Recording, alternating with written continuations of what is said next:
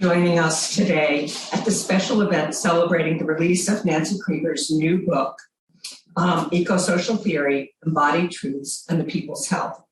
I'm Lisa Berkman and director of the Harvard Center for Population and Development Studies here in Cambridge, Massachusetts. For close to 60 years, our affiliated faculty and researchers have studied from a true interdisciplinary perspective the most pressing challenges occurring in population sciences and health.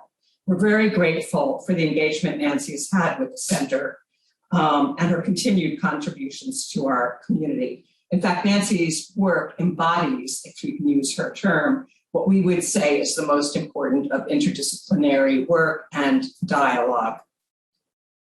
We're thrilled to host this event and discuss the newest book in her series entitled Small Books, Big Ideas in Population Health. She's also a very good personal friend and colleague, so it's a special, wonderful event to host this today. So most of our events are still remaining virtual, but for this one, despite strict safety protocols, we're determined to gather with Nancy in person. So this is a true hybrid event. And as such, you'll need to forgive us if we're sometimes a little clunky for a moment or two as we transition back and forth between hybrid and in-person and virtual. We're all new at this still. So during the first few minutes, you'll hear individually from Sarah Humphreyville at Oxford University Press, who has supported this, and we're very grateful. And then I'm joined here in person by Harvard faculty, Jason Beckfield, Evelynn Hammonds, and Nancy. At some points in the program, we will have our masks on, and we'll do our best to speak loudly and clearly. Following the introductory remarks, Evelynn and Nancy will spend about 15 or 20 minutes delving into the book, and then the final 15 minutes will be left for audience questions and answers. Please submit your questions and comments via the question and answer feature in Zoom, not the chat. Finally, I'd like to acknowledge the event coordinators who did truly a remarkable job for this. Leslie Harkins, Nicole Gogan, Laura Price at the Pop Center, Emma Hudson at Oxford University Press, the terrific IT team at Harvard T.H. Chan School of Public Health, Emily Wright, a PhD student at Chan, who will be facilitating the question and answer portion of the program. So now I'd like to turn it over to the book's publisher, Sarah, and let you take it away. Hi, everyone. It's so great to have all of you join us today for this wonderful event. We are so excited to be launching Ecosocial Theory, Embodied Truths, and the People's Health. My warm thanks to everyone at the Pop Center for sponsoring such a wonderful event, and for Dr. Hammonds for joining us for our conversation in a bit. Oxford, as a not-for-profit university press, has long been honored to have a dedicated public health publishing program. We view our role in this space as both a facilitator and a megaphone for deeply researched, cutting-edge work, and that is exactly how I would describe the book we are going to hear more about here in a bit. I've had the great good fortune to collaborate with Dr. Krieger on both this work and on the broader series in which it publishes Small Books, Big Ideas in Population Health. Getting to have such a close collaboration with Dr. Krieger has opened my eyes to the deep interplay of the biological, social, cultural, political, behavioral, environmental factors that affect the health of populations. This interplay, which is at the heart, of course, of the book that we're going to be hearing about more shortly. For those of you who wish to purchase a copy of the book after the event, please go to the OUP website and search for it. You have the discount code somewhere in the chat or on the flyer, or you're obviously more than welcome to reach out to me directly, and I will certainly make sure a copy reaches you. Otherwise, if you're here and are thinking of perhaps adopting the book in the future, please do email me directly. I'm happy to get an exam copy your way. But with that business out of the way, I will now turn it over to Jason Beckfield, Professor of Sociology at Harvard University, to say a few words and introduce our speakers today. Thank you so much, Sarah, and thanks everyone for joining us today. I am honored and excited to be here to celebrate the work of my academic mentor, research collaborator, intellectual hero, and dear friend, Nancy Krieger, as she launches her exciting new book. Ecosocial Theory, Embodied Truths, and the People's Health explicates and extends ecosocial theory by pushing on the idea of embodiment and conceptualizing the many ways that truth and injustice are embodied. It's a lively, critical, questioning, reflective, and reflexive read. My hunch is that it will be especially useful to two kinds of readers. The first is the established scholar interested in the intellectual origins and diverse applications of Nancy's ideas. And the second is the newer scholar just entering the field and sorting out what they believe, how they think, and what kind of work they want to do. It's now my pleasure to introduce our speakers, who will then each have an opportunity to say hello before joining in conversation with each other. First, Nancy Krieger, of course, is Professor of Social Epidemiology, American Cancer Society Clinical Research Professor, and Director of the Interdisciplinary Concentration on Women, Gender, and Health at the Harvard T.H. Chan School of Public Health. Nancy is an internationally recognized social epidemiologist with a background in biochemistry, philosophy of science, and history of public health. In 2004, she became an ISI highly cited scientist and has over 30 years of activism involving social justice, science, and health. As part of our programming today, Nancy will be in conversation with Evelynn Hammonds, the Barbara Gutman Rosencrantz Professor of the History of Science, Professor of African and African American Studies, and Chair of the Department of the History of Science at Harvard University. Her work focuses on the intersection of scientific, medical, and socio-political concepts of race in the United States. She's currently completing a history of biological, medical, and anthropological uses of racial concepts entitled The Logic of Difference, A History of Race in Science and Medicine in the United States from 1850 to 1990. And I will now, with great pleasure, turn it over to Evelynn to say a word of welcome. Good afternoon. I'm really delighted to be here, to be in conversation with my dear friend of many, many years, Nancy Krieger. One of the things as a historian of medicine that I am most excited about Nancy and the launch of her new book, but always been excited about, is her real commitment to understanding the history of the concepts that she writes about in this new book. I think it's going to be an incredible read for many people outside of the audiences that Jason just mentioned. I think I've thought many times about the ways in which Nancy's historical perspective is coupled with her commitment to activism, which is also coupled to her commitment to rigorous epidemiological research. So I'm pleased to be here, and I'm looking forward to what I hope will be a wonderful conversation. So I'm amazed that today is actually today, but I'm really glad to be here. And I want to start by acknowledging first that as a US person in Boston, Massachusetts, I am on Indigenous lands and I pay heed to critical Indigenous thinking. Second, I want very much to acknowledge and thank my editors at Oxford University Press who worked with me closely on this book series. First, Chad Zimmerman, and now presently Sarah Humphreyville. I'd also like to thank my colleagues and friends, Lisa Moore, George Davey-Smith, and Jason Beckfield, as well as Sarah, for giving me some really good feedback on the book as I was preparing it. I'm grateful to the staff here at the Harvard Pop Center, particularly Laura, Leslie, and Nicole, for all the work that they did to pull this event together, which has been non-trivial.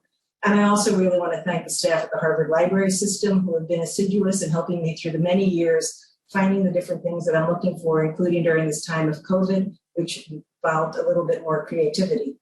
I additionally want to thank Pam Waterman and Jarvis Chen, who are people that I've worked with for many years for the creative collaboration, helping to translate my ways of using ecosocial theory into rural research. And finally, because these are the kinds of conflict of interest things or whatever one's supposed to say, so support for this book was provided in part by my 2019 sabbatical funding to write the prospectus, and then from my American Cancer Society Clinical Research Professor Awards. So a segue to the conversation that I look forward to having with my wonderful colleague, Evelynn Hammonds, whose work as a critical historian of public health, medicine, and scientific racism has long been touchstone for me. I'd like to share a few brief excerpts, comminglingly text from the book's preface and other bits. So I'll start by just reading some. Health, illness, birth, and death, they comprise the embodied truths of our existence on this planet Earth for every single biological being. It is an elementary truth that to live is to live embodied. People and all other living beings are constantly engaging with and dependent on the social, biophysical, and ecological context in which life transpires. This translates to literally incorporating, bringing into the corpse, the body, that is, embodying biologically the dynamic context in which our lives are enmeshed. Patterns of population health, including in the case of people health inequities, constitute the living record of how each population on our planet is faring. Yet elementary truths are never as simple as they appear to be. This book aims to provide a systematic rendering of the ideas and causal claims entwined with the notion of embodying injustice, meaning both embodying justice and injustice, and its implications for public health and social justice in its many interlinked forms, including but not limited to racial justice, economic justice, reproductive justice, environmental justice, climate justice, indigenous justice, queer justice, disability justice, and more. The basis of this construct is the ecosocial theory of disease distribution, which as I explained in chapter 1, and which I first articulated in 1994 and have elaborated since.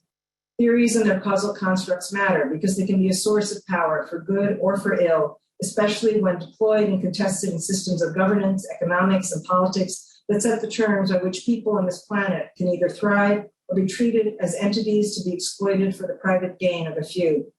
Using concrete examples to illustrate critical concepts, the goal of this book is to use the ecosocial theory of disease distribution to promote clear thinking about the distinct but connected realities of embodying injustice and embodied truths, together as they played out in the lived realities of emergent embodied phenotypes. Among the examples considered are in Chapter 2, some of my own work on Jim Crow and ongoing racialized health inequities in the US, the social and biological realities of breast cancer inequities, and the combined impact of physical, social, and relationship hazards on workers' health.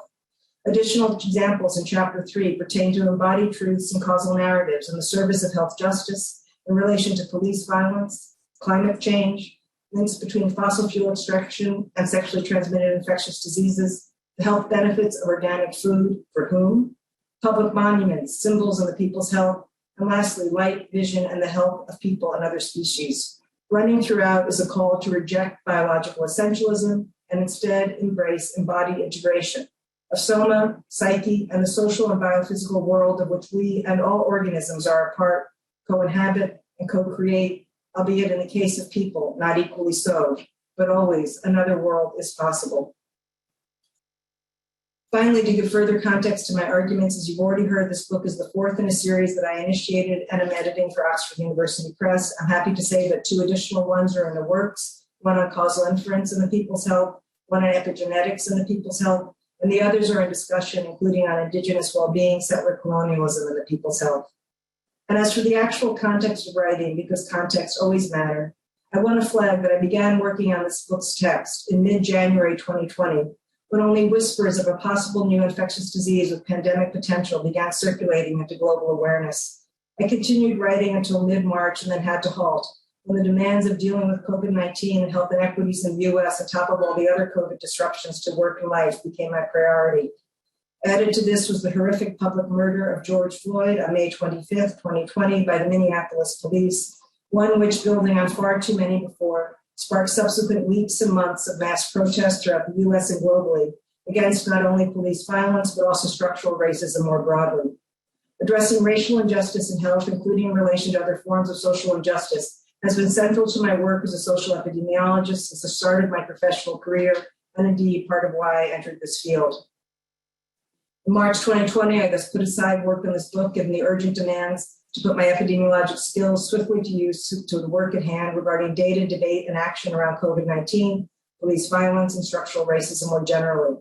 I was able to revisit the writing in brief moments during the summer of 2020, then put it again for much of the fall, given the demands of school, the pandemic, and of course the presidential and other elections. Nevertheless, in late December, as the contest over the elections began to recede and vaccines started to become available, I completed a first draft.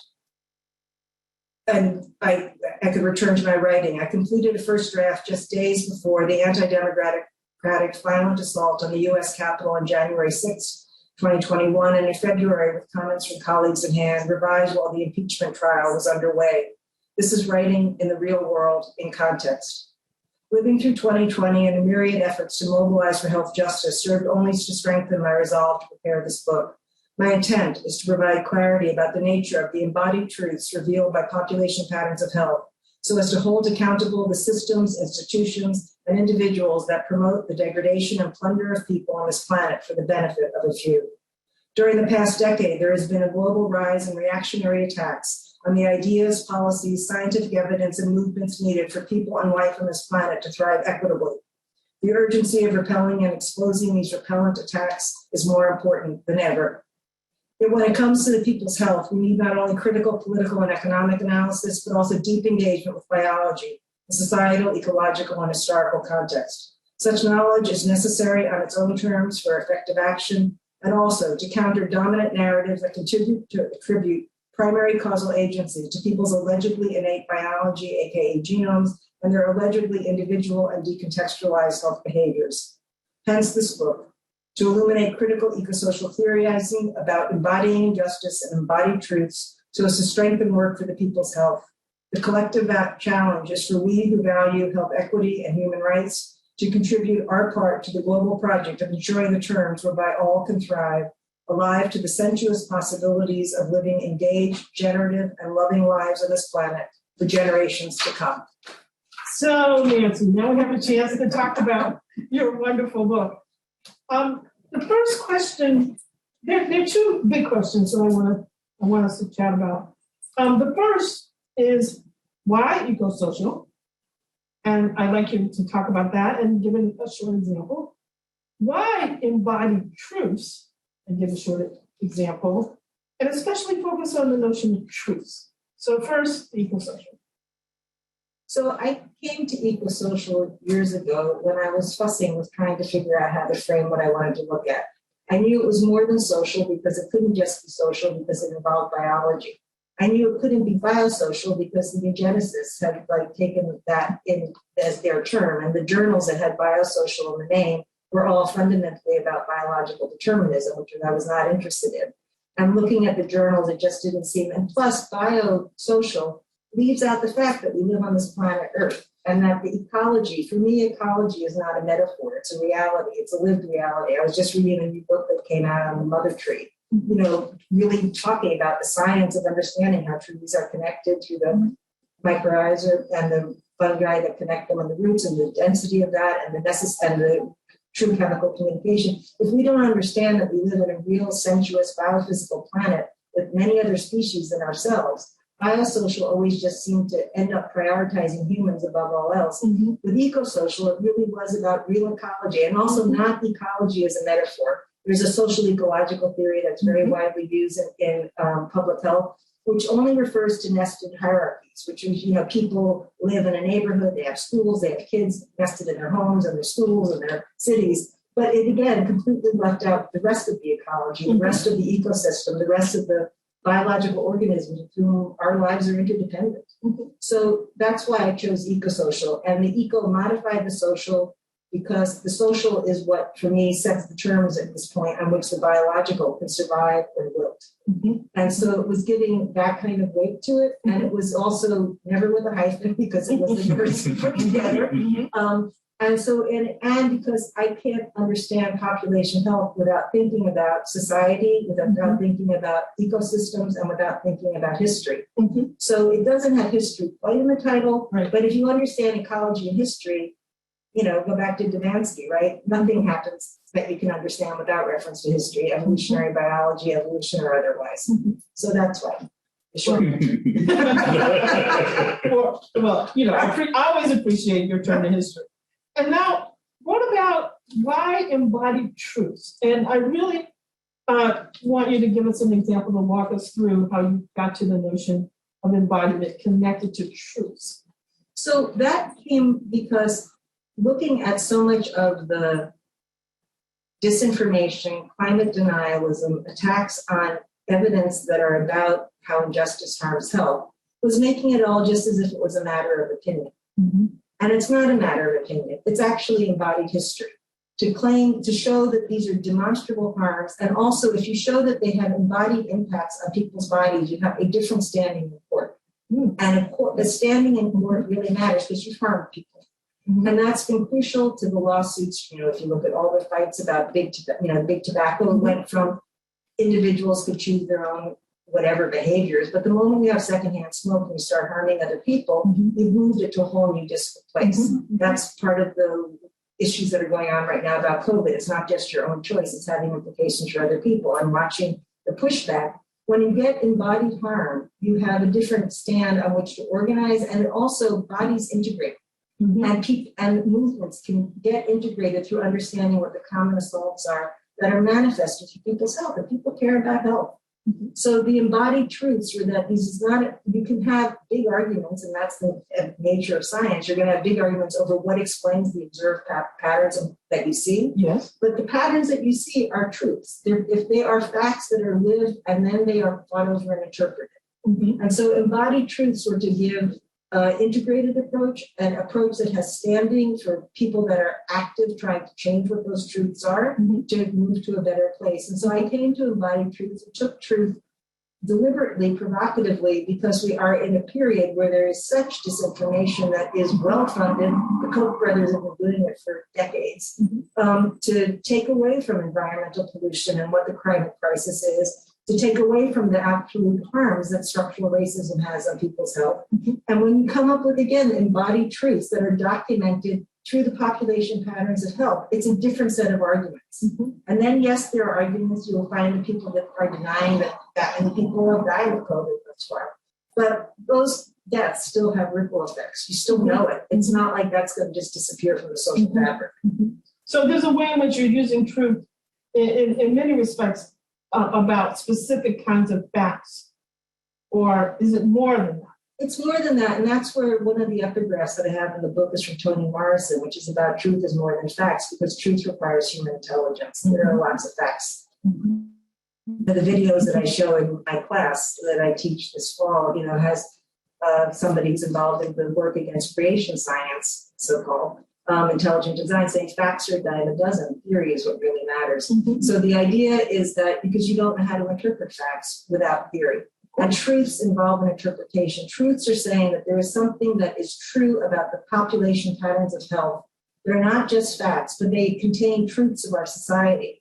That how did that health get patterned that way? It's not a matter of atomistic, unconnected individuals. There's a deeper thing behind this. And so that's where truths also manages to, for me, have some salience and relevance. And as I noted before, you've always been deeply interested and always use a lot of historical examples. So embodied histories, why that? So embodied histories, because in public health, you get a lot of life course issues development across the lifespan, but not in a historical generation. When I was trying to understand what I was looking at in data, on particularly Black-white health inequities in the US, to do that without understanding, not just what's happening now, but the histories, and particularly the continued histories of the impact of Jim Crow, which is a lot what I discuss in chapter 2, in the present, reminding people, just when I was in class and teaching this the other day, reminding people I was alive when Jim Crow was still the law of the land. I'm 61, whatever. And so, but that, where does most health and mortality issues happen? So it was about saying that if I don't understand that embodied history, if I know that to be 32 in 1932 is not the same to be 32 in 2021, what's that about? Where do you bring that history in? So you're embodying that history of what you have done in your own life course, but it's also of the society at that time. And you can't understand the health patterns if you don't pay attention to that history. I remember one of my early professors in epidemiology, Noel Weiss, he gave this example of trying to ask about comparing age-specific mortality rates in the, people in the 1940s versus, the 1980s at that point. And a big point was that there was this thing called the Immigration Restriction Act. It completely changed who the population was in the U.S. And you can't just say that the age is the age from one point to another if you don't take into account there's been a historical social structure in who the population is. So I can't not think about populations except in history, and history in terms of the societal conflicts of their times. So that's, the story's coming together for me. But also you turned in the later chapters to talking about vision. And vision, the value of thinking about vision for, but not just against. And you mean vision in multiple senses. So would you want to give us an example of what you were thinking through in that? So, theory is fundamentally about vision. Theory is, it means inner vision from its ancient roots in Greek. And it's about how do we see and understand the causal processes that we think are at play in the phenomena we're concerned about. So I can't think about, again, population health without thinking theoretically, why is this playing out as it is? What are the right comparison groups to try to understand that? And vision is about it all. But vision is also really important because the examples that I use is that vision is both metaphorical and literal. And theory always has me moving back and forth between that which is biophysically tangible and that which is metaphorical and critical for our thinking. And so the examples that I was using was one is that, we live on a planet which goes around the sun, and most people, I think, and light is crucial. Light is crucial to every single living organism. And so what's happening with light pollution? What's happening with the way that climate change is beginning to decouple temperature and light? Because we go around the sun the same way, whether or not it gets hotter or it's warmer. And what is that going to do biologically? But then also, because I got very interested in vision, because I was trying for a while to figure out, are there any health patterns in society, any societies that show no social patterning? And that was it really took a lot. And the only one that I came up with that seemed to be true across, you name the society, you name the social gradient, it's not there, is people starting in their mid-40s having their eyes go to the top because the little muscles on the back don't work. And that doesn't show a social gradient. But what does is myopia, a very strong social gradient. And that one of the data that I have is that, when they first did the big national health examination surveys in the 1960s, there was an enormous difference for Black versus white and by economic level in myopia. Kids and better off kids were more likely to be reading a lot more. And so you had a very big gap. By the time you get to the 80s, the gap has almost disappeared. And that's not a good going away of a gap because it means everybody's getting more myopia. But it also means people are reading more. But then what does that mean? Is that a permanent fact that people are we're going to have these kids? And then if you have kids, if you get myopia, if you don't get glasses and corrective lenses, you are absolutely going to be disadvantaged with regard to getting education. If you can't see, it's going to really interfere. So you've got both. It's better to be reading more, but it's not good if you're reading more and you can't actually see. But then there's new research coming out that is suggesting that this kind of myopia, which is going up in countries all around the world and kids, and China is having it really bad right now, is that if kids actually, and this gets back to the beginning of the book, if kids actually can see outside, if they're looking at horizons, if they're actually looking at trees, it actually, and that's integrated as part of school. I mean, it's understanding that you have to relate to the real world, not to the screen in front of you, not to a virtual reality, but to real world with real distance, with vision. You might not get such myopia. So that was my way of tying the different examples together. I think that's a great one. You started in your introduction to talk about writing this book in what we would now say in the time of plague. Exactly. And you talked about different interruptions, but do you think that starting this book and how you pulled it together, can you say something at this point about how being in this particular moment shaped what was driving you and what you were thinking about? Because you're still doing your work. You were actually getting involved in trying to get data about COVID, resources, and a lot of other things you were up to, as well as just trying to write. Yeah, and I was going crazy. I mean, the way I described this period was I was doing minimally 3 jobs because I was doing my regular job. I was doing all the COVID disruptions to my job. And then I was taking on with particularly Jarvis and Pam and some others, Bill Hanaj and others, unfunded COVID work just to do it because the data on equity, health equity in COVID was terrible. I mean, the new COVID-19 Health Equity Task Force is fixing that up. The data have gotten better at CDC, but under X number 45, the data were horrific. And you could not see what the inequities were. And that's wrong. So how do you start to fix that? So those are the things where, again, bringing the epidemiologic skills swiftly to bear. And it just made me all the more clear that I wanted to get this book written because it's conveying a way of thinking that is tractable. It is conveying a way of thinking that can lead other people to do more work, better work, engaged work, connected work, to not be fearful of doing this kind of work, maybe, but to really try to make the connections with others and show how intellectually, how do we how do you use this theory? So we're going to now turn and just ask, I have one brief question, and I think Jason will ask something, and then we'll turn on to questions and answers. But I wondered, as Evelynn was drilling down so beautifully on what ecosocial theory was and embodied truths, what we didn't talk about was people's health. And often we refer to population health. Now, the most compelling term, but you've embraced people's health, not only for your book, but for the whole series. Can you talk a little bit about, like, why not population health, and what do you mean by people's health?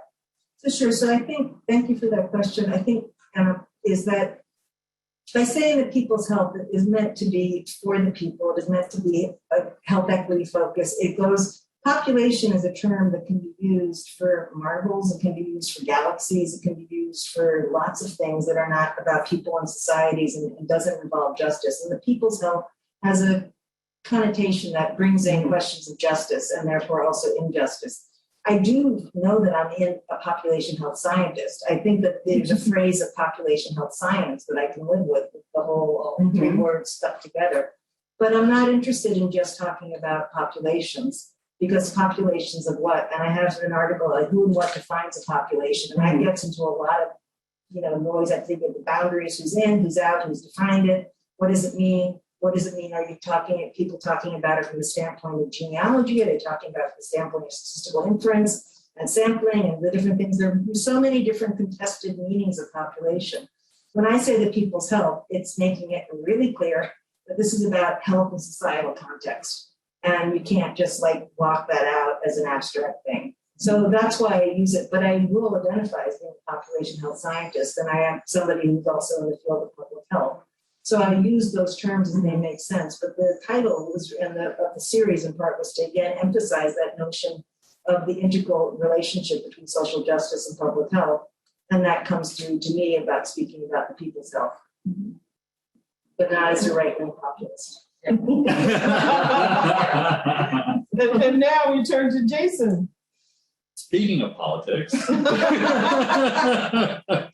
I think one of the really inspiring things about your work, Nancy, is the way that you balance doing science and doing political engagement. And I'm curious if you can just share a few of your thoughts, and I know you thought very deeply about this, on how you see the relationship between just science and the politics of justice. So I can't think of science as being apolitical. I can think that there are people that don't want to identify the political context of their science, but that's very different. To say that science has no politics is not saying that it has no politics. If people want to say, I'm just doing lifestyle theory, it's apolitical. No, it isn't, because you've left out the societal context that is shaping and constraining the possibilities for people to live in ways that are actually healthy. So I don't frame it as politics versus science. I want to understand the politics in science. Sometimes they're overt in terms of what's being funded versus what's being suppressed overtly. But sometimes it's about the deep ideas that are built into it. And the ideas of deep individualism and biological essentialism are packaged with a political understanding of the world. And that's a political understanding that assumes that individuals are the a priori unit and everything flows from individuals. And that's a very different way from the ways in which life on our planet actually exists, which is interconnected within species and across species. And if somebody wants to try to do life on their own on a little island by themselves, good luck. If they want to do anything resembling and other sort of details and be part of the cycle of life. So for me, but political interference is a different question, and politically cherry picking what you want to look at. The nature of doing science and testing your ideas is they have to be fair tests that other people can do with the same ideas with the same kinds of data to see if your hypotheses fly or not. That's about living in the real world and doing science in the real world. So that gets back to the shared assumption of the shared biophysical reality in which independent investigators can formulate and test their ideas. And then you can go crazy over challenging the basic concepts that they use. Look at what's happening now, and Evelynn, you've been involved with this around work around sort of beginning to deconstruct the medical algorithms that have just built race, quote unquote, into it without really even thinking about what race is, or assuming that they know and actually not.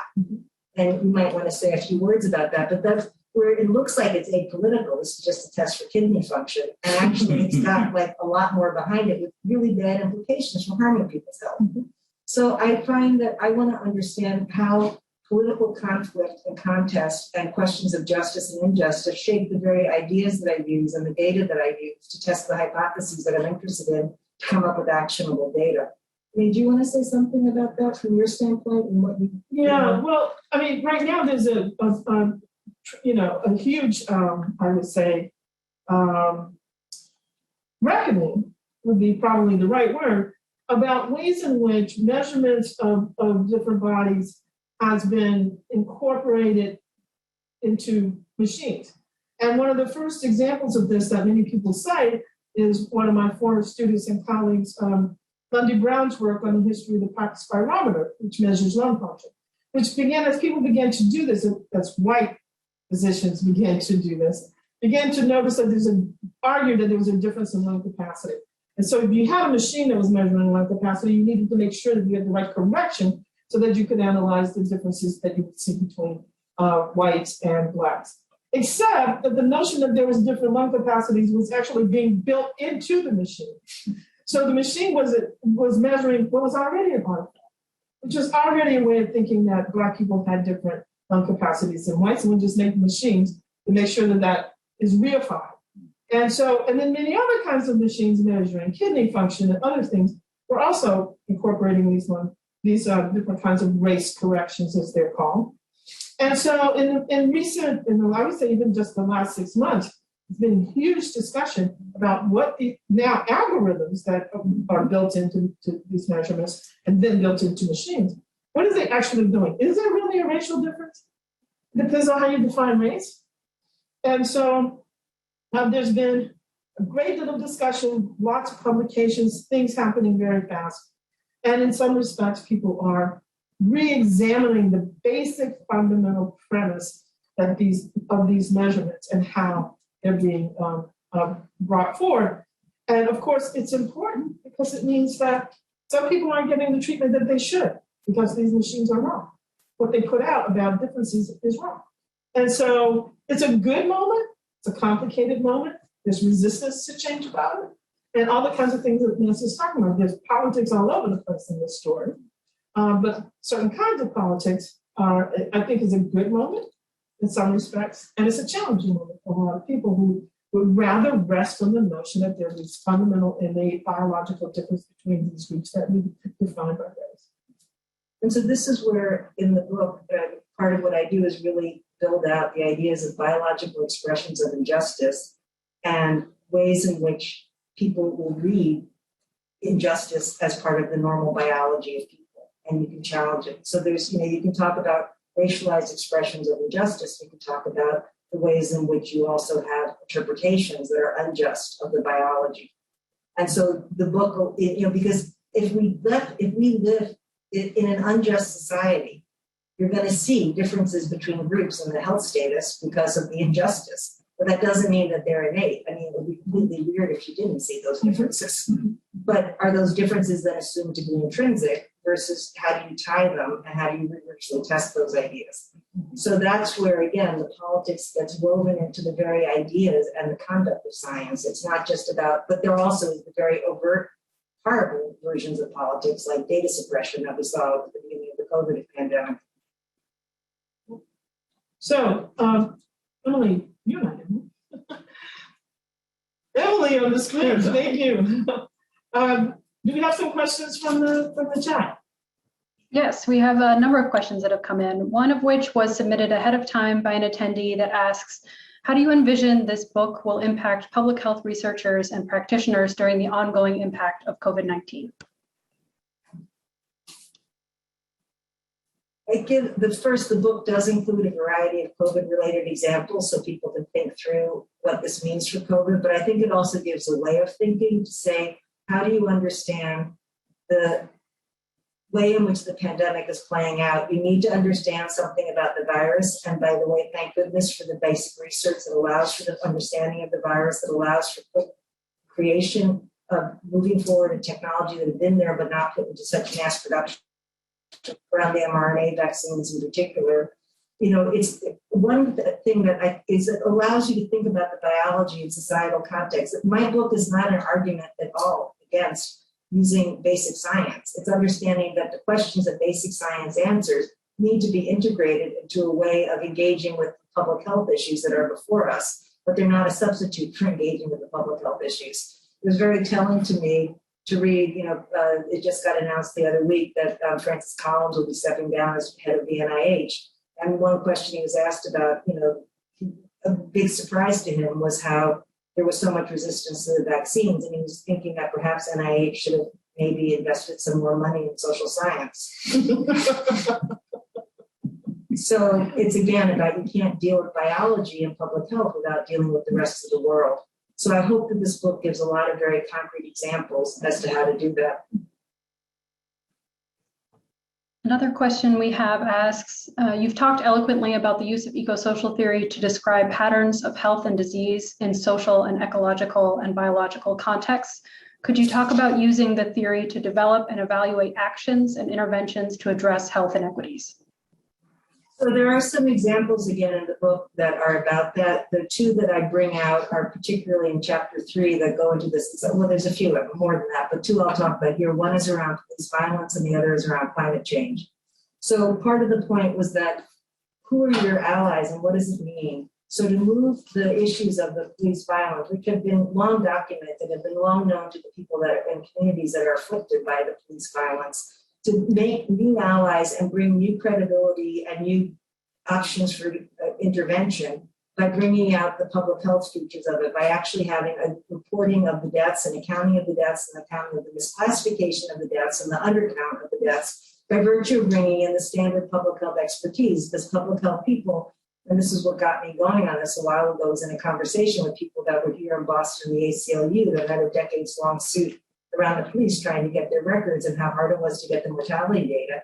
And I'm sitting there thinking, as a little public health person, we count dead people all the time. So what's the problem here? How can we not know as public health people what the mortality records are about police violence? And so we did, I've been involved in work with my doctoral students, work that I led, and now other people have really been taking it up. And then that gets new evidence moving forward, and now new questioning of what's happening with medical coroner reports and what is actually being filed. And that really matters, and that has relations to the people that are active in the concerns about police violence, people that are in legal worlds, people that are in social worlds and others, to take new alliances and actually get new traction to working on this problem.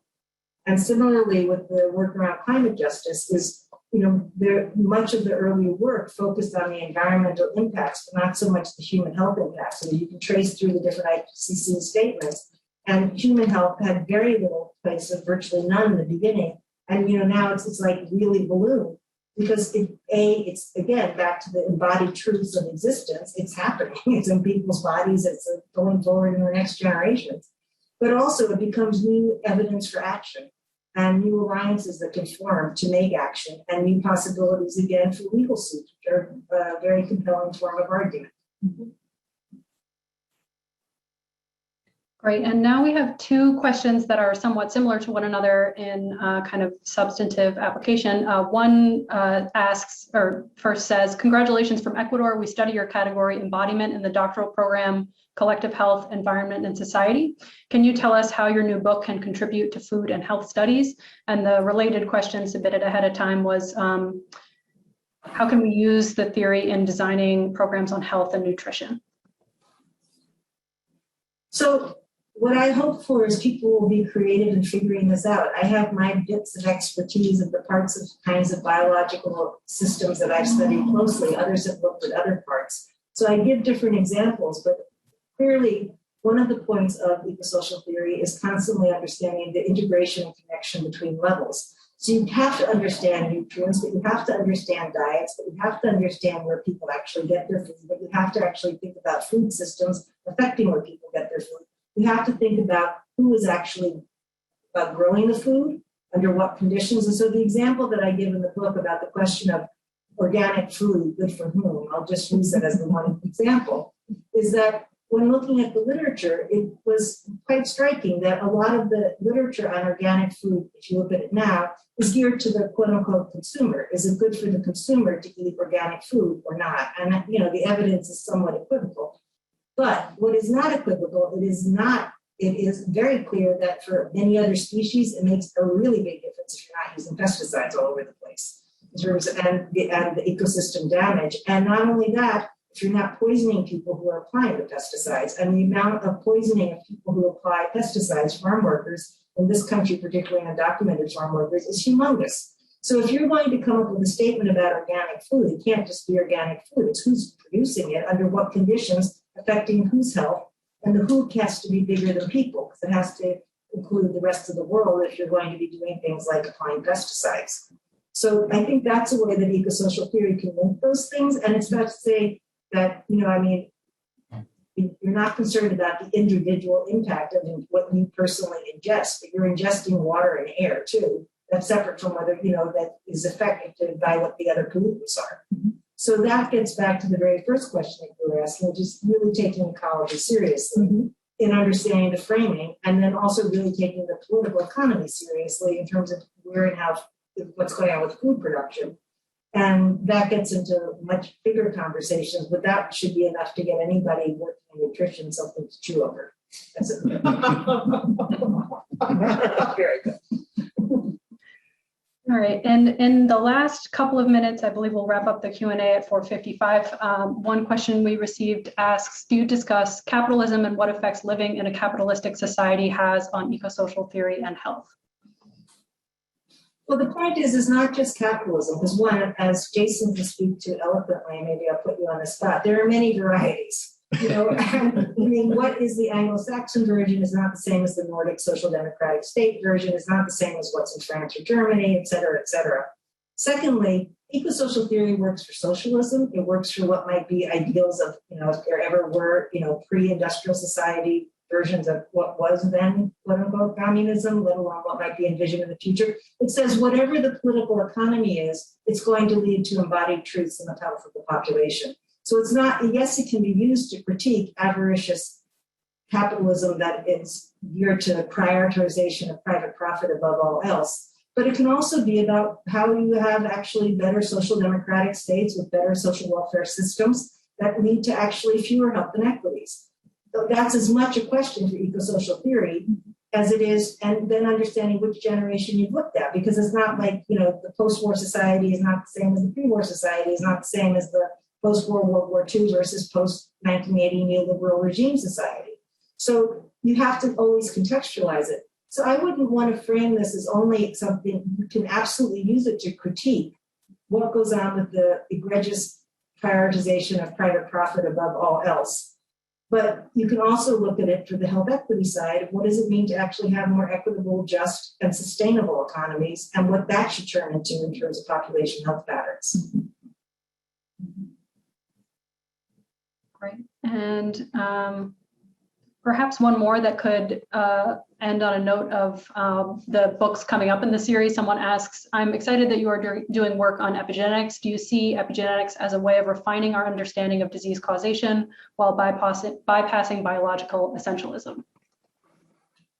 So there's a lot of different ideas out there about epigenetics, but the key point is that obviously gene expression matters, not just gene frequency.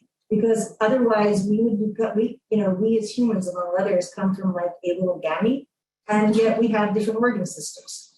So the only way that can happen is control of gene expression, right? Because it's all from the same little gamete. And yes, you can have chimeras and other things like that, but we're not going to go into those details. And so epigenetics is one pathway that may involve the regulation of the gene expression that's involved in many different kinds of ways of developmental systems in biology, but also what become potentially pathogenic pathways, potentially salutogenic pathways. But again, you can also have things where it's not only going to be epigenetics in the crude sense, whereas, for example, if I walk out in front of a car and get run over, that's like a biophysical injury, and I don't care what my genome is like and what genes are being expressed, that's going beyond the limits of what a human can endure to be run over and be hit by a car. So and then there's great inequities and risk of traffic fatalities in terms of who has sidewalks, who doesn't, who has good traffic light systems, who doesn't, et cetera, et cetera. So, so any of those things will mean that, yes, epigenetics is going to be one of the things that's there in terms of some of that kind of regulation, but some kinds of insults are going to affect everybody to a point where it doesn't really matter what your underlying genome was and what the gene expression was, because it's just not compatible with human life. So it's to put it in perspective. And yes, it can be against, some will say it does challenge genetic determinism, but there are others in the realm of epigenetic research that are like your methylation patterns are fundamentally genetically determined. So it's not a simple out. And I'm involved in epigenetic research right now because I'm curious and I want to see, can you see the footprints of societal injustice past and present in people's current epigenetic marks and what that might mean for their health? But I'm very aware that there are debates that say that, nope, it's almost all pre-written how you're going to end up getting methylated. So it's not so simple that epigenetics means the end of genetic determinism. And there's an awful lot of empirical research to do to figure that out. Great. Thank you. With that, I'll turn it back over and we'll wrap up on Q&A. Great. Well, I want to thank the both of you for a really wonderful talk. Nancy, the book is enormously important. I think as everybody has made the point, it stretches across disciplines. It stretches from kind of academic contributions to practice to how we think about politics and contribution that it makes to determinants of health. Really, I hope everybody goes out and buys it. It's a really terrific contribution. And Evelynn, thank you so much for your contributions. Really, your perspective on history is always, for me, really interesting to hear, and your take on the contributions that science makes towards how we think about race and ethnicity is just central to our thinking. In this, Jason also for a contributing introduction. And really, I'd like to make a very special shout out to Oxford, because as I'm sitting here looking at the books behind us, I realize that Oxford has been truly deeply committed to this area across a number of disciplines. From when 200 copies of a book were sold, and they were really happy when it sold for decades. And really, I don't know where we would be without, honestly, the support that Oxford has made to this area. It's really, really pushed it forward. So, Sarah, thank you very much for this and for Oxford's really continued sort of commitment to the issue. I also want to thank all the folks who helped make it possible, whose names I read at the beginning.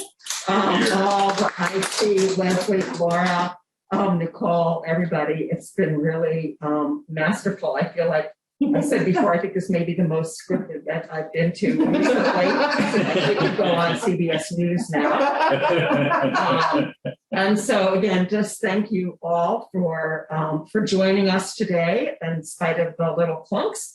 And we really hope everybody takes away from this important messages.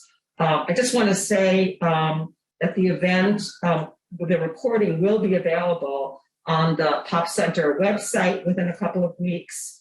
And the recording will be there, as well as a link. I think maybe in the chat, there's a link to both a promo code for the book, and it will be available. So we wish everybody good reading, and thank you all for your contributions. Yay!